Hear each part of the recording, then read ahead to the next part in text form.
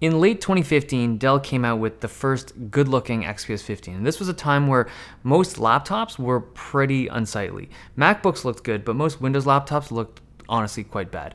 They were plastic, they were thick, and if they were made out of aluminum, they didn't look particularly good.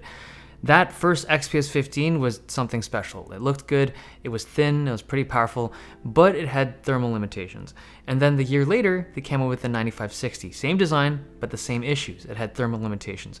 3 years later, in 2018, we have this, the 9570. And this is a different market right now. In 2018, there are a lot of good-looking, thin and light, powerful laptops. So it doesn't really stick out as being the obvious choice for someone that wants something like this.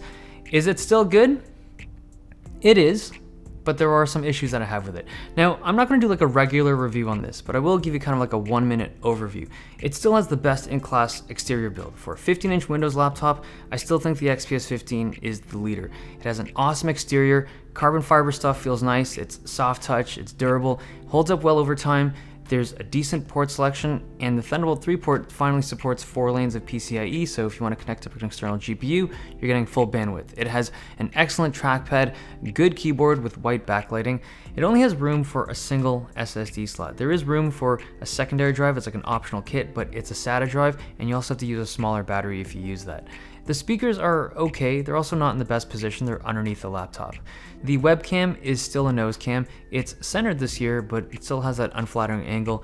It has an awesome battery life. With the screen at 250 nits, I'm getting a full 8 hours of battery life. That's better battery than the previous generation. The screen, this is the 4K panel, and I really like it. It's bright, it's color accurate, it's excellent for content creation, or for anyone that enjoys a high-res, high-quality screen. I think this is its best feature. Now, I'm going to focus the rest of this video on what I think is the most important feature about this device, or both of these devices.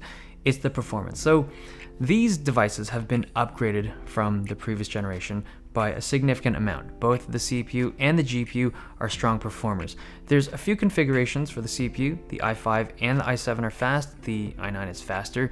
The GPU in this one is a 1050 Ti, and it pushes out really respectable frame rates for most modern titles right now at 1080p. And it's also great for Adobe content. The new XPS 15 is quite a bit faster in Premiere than last year's model.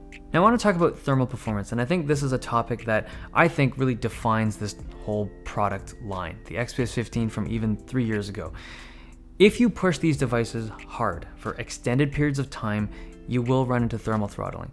The i5 and the i7 throttle occasionally, the i9 throttles a little bit more.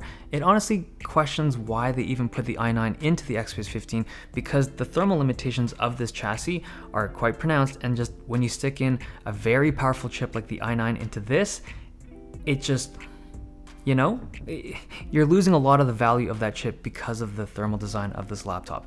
So this brings up the question of whether or not this thermal stuff is a serious issue. So this is my take on it. There's basically three ways you can kind of look at it. One way is to look at this thermal limitation and be like, you know what, if thermal throttles, deal breaker, forget about it, let's look at a different brand. The thing is, I don't feel like that's a legitimate thing. There aren't really obvious alternatives to the XPS 15. There are devices that are similar, like the Razer Blade, the Aero 15, GS65, but none of them are quite like the XPS 15. This really isn't a class of its own. None of them are built as well as this, and none of them have this super long battery life like this. It's a unique product. So if you want to find something that's like this without the thermal throttling, it doesn't exist. So there's really only two realistic options.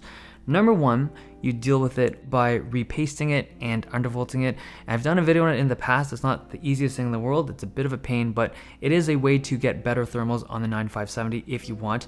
The other option is to understand that the XPS 15 was not built as a gaming device. It's not built to run stuff at full tilt, full bore, 24/7. It is a work-oriented device. It's a thin and light, quiet laptop, and if they wanted to, they could crank up the fans, they could make this thing louder and have better thermal performance, but it would sacrifice a lot of what makes the XPS 15 what it is. So depending on what you want to do with this device, you kind of have to choose one of those two realistic options.